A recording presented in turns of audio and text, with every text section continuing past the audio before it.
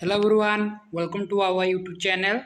Finally आसीगला एक खुशी खबर समस्त स्टाटस रे हला परिवर्तन और समस्त को आम तरफ कंग्राचुलेसन जो मानकर स्कॉलरशिप टंका आसी और स्टाटस रे जो मानकर परिवर्तन आसी ताहा केबे मिलिबो स्कॉलरशिप अमाउंट से विषय रे वीडियो रे आलोचना करबा सह जो मानको मिलिछि और केउ मानको मिलिनी बा केउ कैटेगरी स्कॉलरशिप टी क्रेडिट होईछि आज जुलाई मासरे 29 तारिख दिन क्रेडिट होईछि जहाँ आम पूर्व थर कही जुलाई लास्ट बा जुलाई भितर मिल प्राय पिला आज सत प्रमाणित होईछि बहुत पिला स्कॉलरशिप क्रेडिट हो जाइए जुलाई मासरे आज अर्थात 29 तारिख दिन बहुत पिला माने खुशी खबर देइछन्ती ओडिशा सरकार बा स्टाटस रे परिवर्तन करी समस्त को स्कॉलरशिप क्रेडिट हो जाइए। ए वीडियो रे आलोचना करबा केउ मानकर स्टाटस चेंज होगा सहित केउ मानकु स्कॉलरशिप क्रेडिट होइछे वीडियो रे देखिबा और केउ मानकु मिलिनी जो मानकु स्कॉलरशिप एपर्यंत क्रेडिट होइनी स्टाटस रे परिवर्तन होइछि और जो मानकर स्टाटस रे किछि परिवर्तन होइनी और केउ कैटेगरी पिलांकर परिवर्तन हबो आज ताहा वीडियो रे आलोचना करबा। चैनल को आस्तिले समस्त को आम तरफ स्वागत और चैनल को सब्सक्राइब करने को समस्त को अनुरोध आम तरफ आम टेलीग्राम ग्रुप डिस्क्रिप्शन लिंक अच्छे जॉइन हो वीडियो लॉन्ग न करी स्टार्ट चलतु स्टार्ट करें। देखो जो मानकर जुलाई मासरे बा जुलाई मासरे स्टाटस टी परिवर्तन होईची और जून मासरे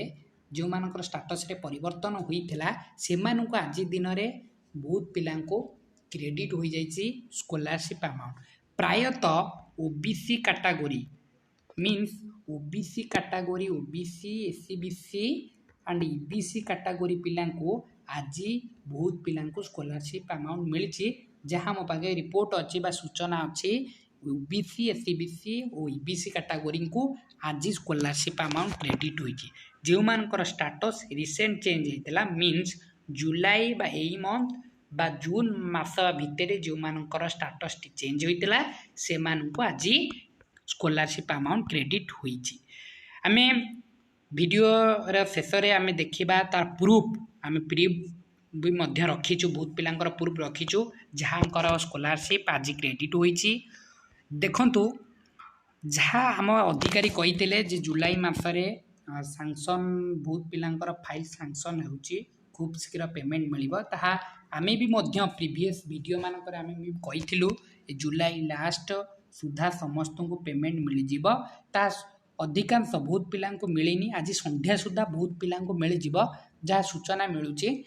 बहुत पिला जो मानक मिलनी ये जुलाई लास्ट और अगस्त फास्ट भितर अगस्त 15 तारिख भितर जो मानक आसीनी प्रायतः ओबीसी एससीबीसी कैटेगरी से मिल जीव और जो मानक SC ST first phase amount आसी सेकेंड फेज सेंट्रल गवर्नमेंट प्रायतः प्रोवाइड करुँच